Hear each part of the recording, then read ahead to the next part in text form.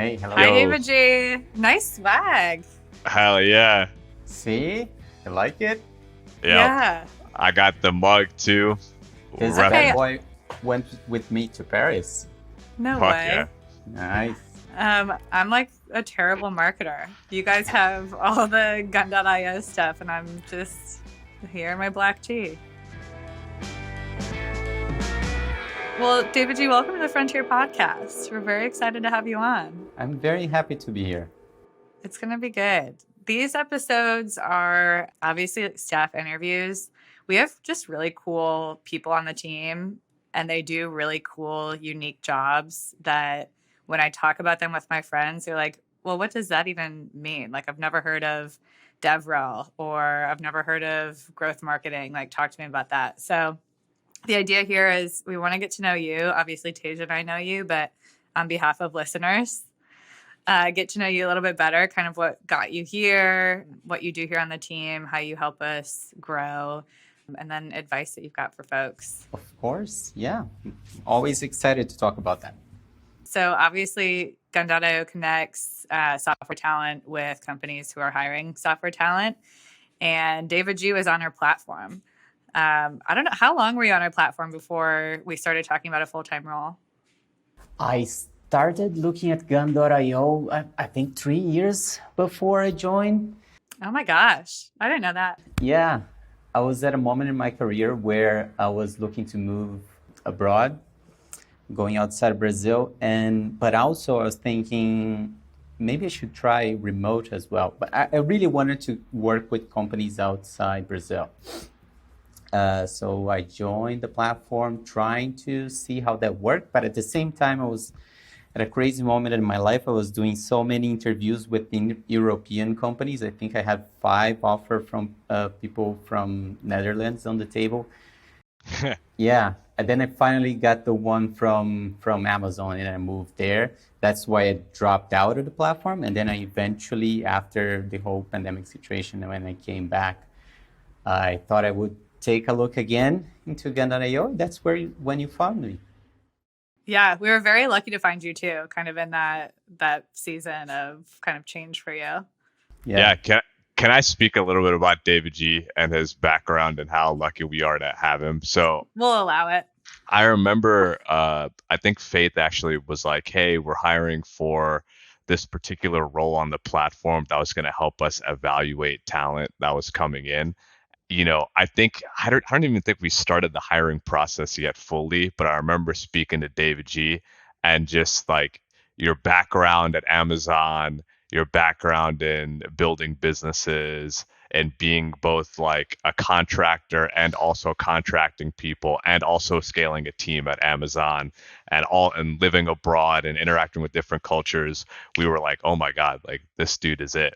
You know what I mean? Like he could stand up this whole half of the business that has never really been invested in. And so, yeah, I don't know. Well, we met like last year or something, and it's been incredible. Even if you've been on the platform for a few years, it's like we're so fortunate that you came back from Ireland.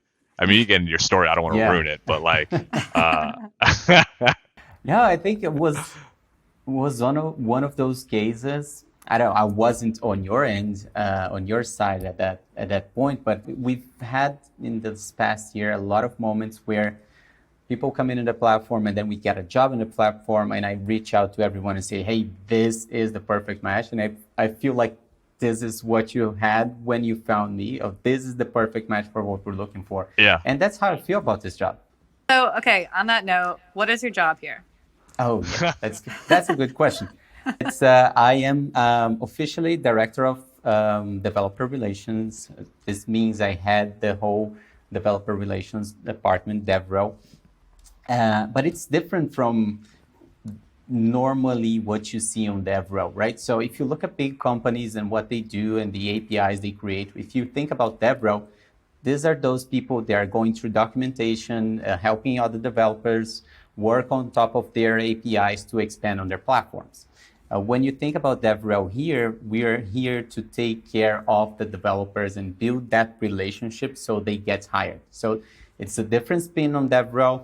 DevRel has hundreds of different ways companies do things, and this is the way that we do it. It's creating a touch point where developers come into the platform and talk to us, and they make things happen for themselves, and we are always here to advocate on their behalf and make them succeed and get hired. I was on a family vacation last week, and I come from a long line of nerds and people who work in security and developers and all that. And my family notoriously thinks that I'm unemployed because they just don't understand what I do. Like, that's a joke, is like, Faith just doesn't have a job. But I get that anyway, a lot too. Yeah. Yeah. And so finally they were like, clearly you have a job, so let's hear about it. And I was kind of telling them about the platform. And to them, the thing that stood out the most is what you do, David G, and the DevRel team. Oh, that's cool. And because, when you know this, like, you've been a job seeker as a developer, and when you are either vetting platforms or recruiters or whatever, it's very rare to have a fellow senior developer who is your advocate through that whole process, and who's the one who's actually doing your vetting and your matching with companies. And so that they were like, okay, that's very cool. That's very unique. From my perspective, what I think is most exciting is that I'm here rooting for them. I'm like, the best feeling that I get, and this is for real, I'm not BSing because we're on a podcast. When we get people hired, I feel like, okay, this is my reward. I see so many people I talked to in the last few weeks, and then getting them to that job that a lot of times are going to change their lives, because it's with paychecks that they're never going to get locally, right? So this is life-changing. So this is very, very cool. The reward that comes from that is very cool. Yeah, no, it's like a drug.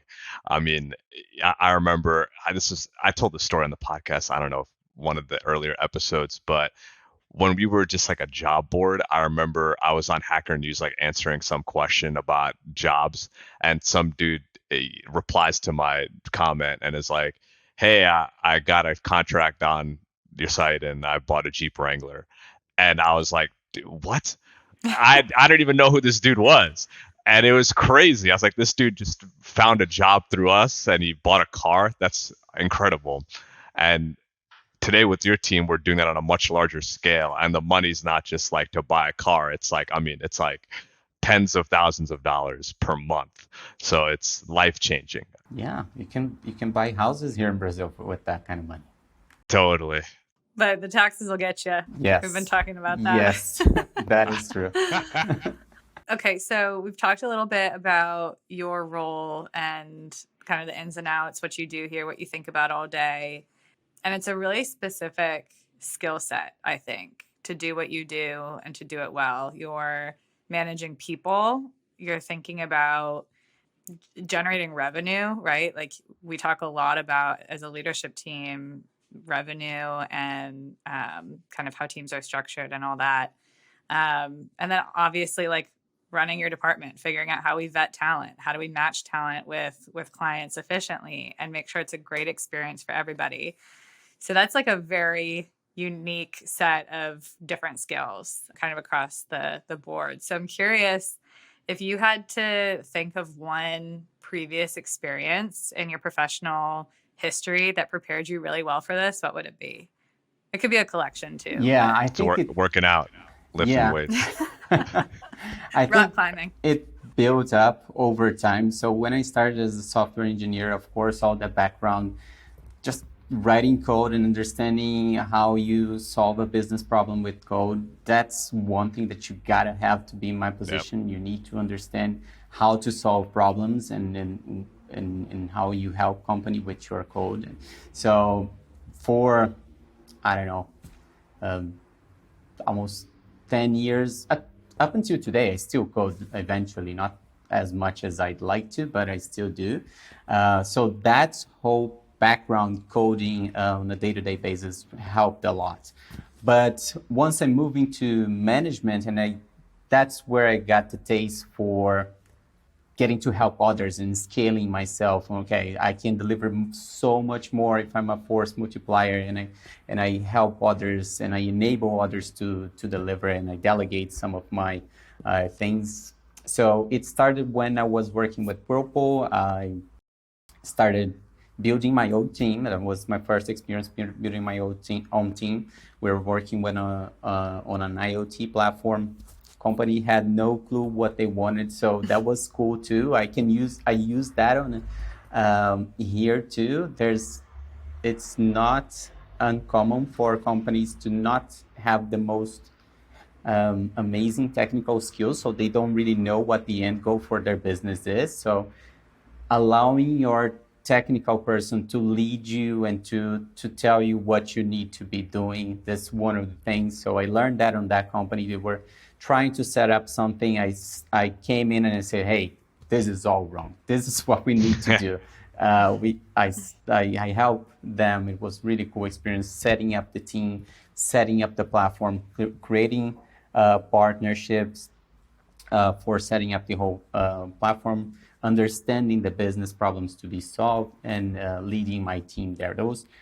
I think that was a turnkey moment to help leading others. And then a lot of what I do on a day-to-day basis, I already had it in me, but it just potentialized once I moved to AWS, which is being data driven, insisting on a higher standards, and making sure, well, being biased towards action, making things happen, and just crushing everything that is on your way to get to the end goal. I cannot be sitting and not making things happen, but I need to be doing that with data, right? So whenever I insist with the rest of the team, hey, let's make sure we have the data, let's take a look at the dashboards, let's understand on that I do every day, and I pick a lot of that from when I was working with AWS. I was working with the most talented people in the world, right? And when I decided to leave AWS and I was working by myself, I was missing that part. Okay, I need to be working with the most talented people in the world. What is the way that I can do this? The whole world is remote right now, and I still wanted the independence of doing my own things, and I got very lucky to be involved with Gun.io because I felt like, okay, this is my opportunity to not be a manager for 20-ish people, maybe like 10 to 20 people, or if I move to a senior management position, 50 people or something like that, but to be managing thousands of people on our platform, right? The way I see right now, every developer that is on our platform, if they want to set up a conversation with me, get a mentoring, or just talk about technology or anything they want to do in their careers, if they want to sit with me, have a one-on-one, I'm always open for that. So I feel like a manager for over thousands of people, and that's how I feel most blessed by this position. That's awesome. Yeah. That's so cool. So, I'm curious, are you an introvert or an extrovert? I think I fluctuate between both very easily. The thing is, I'm very comfortable being alone, which is something that is more for introverts.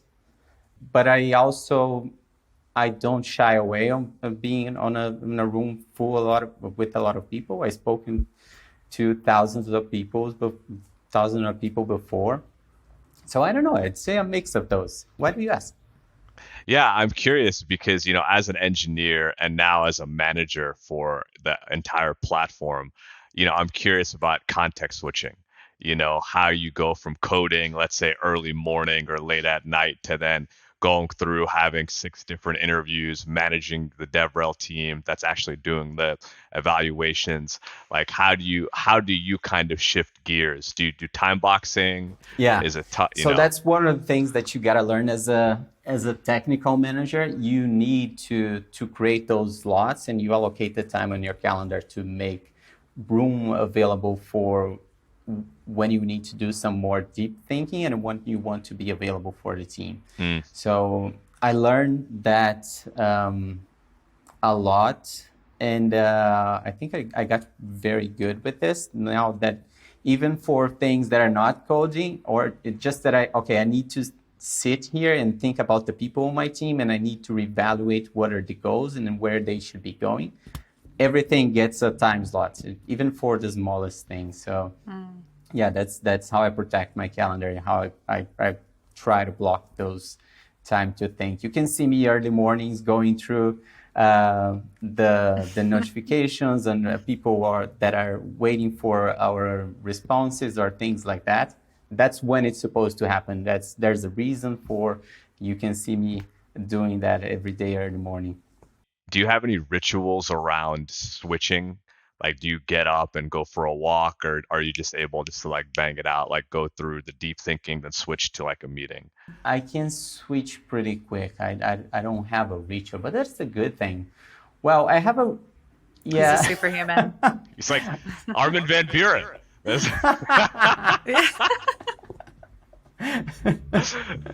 Those master classes. One small secret that I think helps me a lot. I really love taking 15-minute naps after lunch. Ah, That's yeah. the best. I love that. Do you go to sleep in those 15 minutes? Yeah, deep sleep. Yeah. If I tell you right now, I'm going to sleep right now, I can sleep here in front of you. What? Yeah. Wait, I want to make that a podcast episode one day. Deividi, I'm curious about just a hard left here. I'm curious about benchmarks. Caffeine's more interesting. Hey, I our guess, best but performing posts about caffeine pills. So we'll talk about that later. your role is so unique. There's probably very few, if any, people who have to think about the same things and achieve the same things as you do in this role. Whereas like me and Tasia, like we can Google how to be a good marketing leader or how to be a good CEO and consume content. I definitely don't Google that. Or like, okay. Or if we're not Googling, at least we have like folks that we look up to, right? Like people who we think CEO very well or market very well. And it's a little bit different for you, Deividi, because there's just really no public benchmarks like that. So I'm curious, like, who do you look to kind of tell you what good looks like, and how do you benchmark yourself that way? That's a good question. I try to think about it in a way that going back to my roots as an engineering manager, what should I do? Because in the end of the day, the talent advocates, they're all engineers. So instead of them doing tasks and writing codes and submitting GitHub issues or things like that on a day-to-day basis, I think about the jobs and the people that they have to work with. And I use the same techniques that I learned as an engineering manager to manage the team and being a good manager for them. So I try to, okay, so I don't have a reference. Let me use my own reference as what I have before and try to use that. And I try to validate some hypotheses. This is the way that I do things. And if they don't work, I would have changed, but it seems to be working. So I didn't change that part. So I'm working as a DevRel director the same way as I would do as an engineering manager managing the engineers on my team. So that's how I think about it. So if you see all the techniques that I use, monitoring, observing the results, and always be looking at the data, those always relate to the engineering manager practice. That's a good kind of strategy for anybody who's stepping into a role that might be a little bit undefined like that, is to think, what is the overlay here with, other management roles or whatever that I can kind of pull from. Like I said, I think that's what's unique about your role is it's really like a conglomeration of a lot of different stuff. So I tell my friends that this position that I am is really fun because I get to wake up and do whatever I want to do. Okay, today I'm going to do this. I think this is the way I'm going to test this hypothesis. Maybe it's not, but yeah, I have all the freedom. Thank you, Tasia, for that, to go and try to test those hypotheses. And next week I do something different, or it's really, really fun that way. It keeps things interesting, right? So I'm a person that if there's something that's not very interesting, I start to trying to find other ways to make things interesting. If I fail on that, if I cannot find, then it becomes a problem. So I'm lucky that every day I find a way to make this DevRel director position very interesting and work on the things that I like. Yeah, I think a unique trait that David G also brings to the team is it's like, when you have a leadership team, every person brings their own set of processes, and they change actually the way that the company or the team makes decisions. Like every single person added to the decision making group changes the way. And I think David G's superpower, like not just in running DevRel as an excellent department, is like he forces all of us to approach conversations through a data-driven standpoint, right? Like anytime we're trying to make a decision based on rhetoric, he's like, no, what's the data? Like, why are we doing this? How do we support this? What's the goal? And I think, maybe that's personality, maybe that's your training in your previous roles, but that's been something that's, I think, had a really positive influence beyond just DevRel. And it's like, that's been an impetus for us to, prioritize getting a data pipeline in place, a singular dash for all the teams. That's been incredible. And I like it because it's been only a year and you can see so much that changed. And I feel like I feel good because I touched a lot of things like that, right? And I don't really care which department it is. I just want to help us as a team. We're all together. Help us as a team grow this business and make sure we get people hired. I've got a question probably on behalf of folks who are listening, which is, imagine somebody who has been an IC programmer for their career, and they're really, really interested in joining a company maybe like ours that, fewer than 20 employees, but moving fast and profitable and all that good stuff. And they want to join in a non-engineering role, something like yours, where they have a chance to really build out a department and affect change. What advice would you have for somebody like that, essentially to pursue a similar career path as you? Well, first of all, when you're interviewing, make sure you ask a whole lot of questions. Try to understand if the company aligns to your values, if the things that you're going to do on a day-to-day basis that are not coding, not as an individual contributor, and if they make sense to your path. Mostly just try to have fun, right? Find a way to have fun. If it's not fun, it's not worth it. So always try to have fun when you're working on something. That's good advice. I think a lot of David G's magic is like him. It's hard to be like copy and paste the particular strategy for, it's like good leaders have found a way to be themselves and strong and identify their strengths and their weaknesses, and like let that be, how they manage. That sounds trite.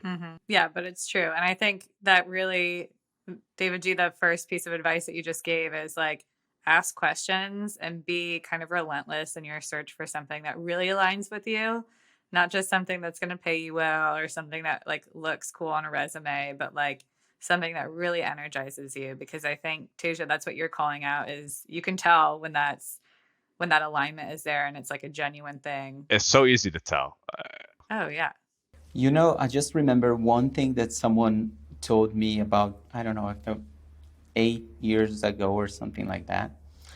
Because there's always people that are here in Brazil that are good engineers. There's always a dream that you can work with companies outside, and it used to be a more far-fetched dream, and now it feels closer because a lot of people are remote. And one thing I was told 8 years ago was that if you want to work with a company outside of Brazil, you should never move outside being an individual contributor. People never hire managers from abroad. And this is somewhat true. It does not happen very often. So when I got hired to relocate from Brazil to Ireland to work with AWS as a manager, I was like, this is unreal. This isn't happening. I was told this was impossible. I'm doing the impossible here. So it felt pretty cool. But then when I got there and I got more intimate with the folks that I was working with, I was like, hey, I'm curious. I don't see other folks coming from Brazil getting hired directly as a manager. I see people evolving from senior engineers to manager, but not directly. And they just told me, dude, you crushed the interview. So what could we do? We needed to hire you. We needed you here. You were good.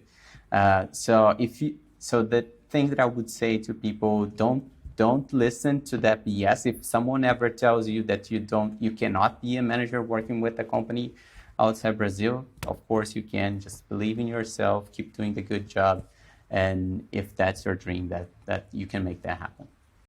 Yeah. It's crazy how many limiting beliefs people have. Like, you know what I mean? Oh, And yeah. some of that is cultural. And then give to others. Yeah, totally. Right. And doing so Right. actually reaffirms that, oh, this is actually true. It's okay that I believe this. I'm not limiting my own self if somebody else believes it. Right. Well, if you want Deividi in your corner helping you combat those limiting beliefs and helping you get hired with really awesome clients, when you sign up for Gun.io, Deividi is one of the first faces you'll see. And that's his whole job is, being your advocate as a developer. So Deividi, we're super lucky to have you. I'm so excited for people to learn more about what you do, because I think it's just such a cool career trajectory, and such, a differentiating factor for us as a company. So thank you guys. Thank I really you very appreciate much. it. I'm always very happy. If anyone wants to reach out, happy to talk to anyone. All right, you guys. Thank you. Talk to you next time. Thanks for listening to the Frontier Podcast powered by Gun.io. We drop 2 episodes per week, so if you like this episode, be sure to subscribe on your platform of choice and come hang out with us again next week and bring all your internet friends. If you have questions or recommendations, just shoot us a Twitter DM at The Frontier Pod, and we'll see you next week.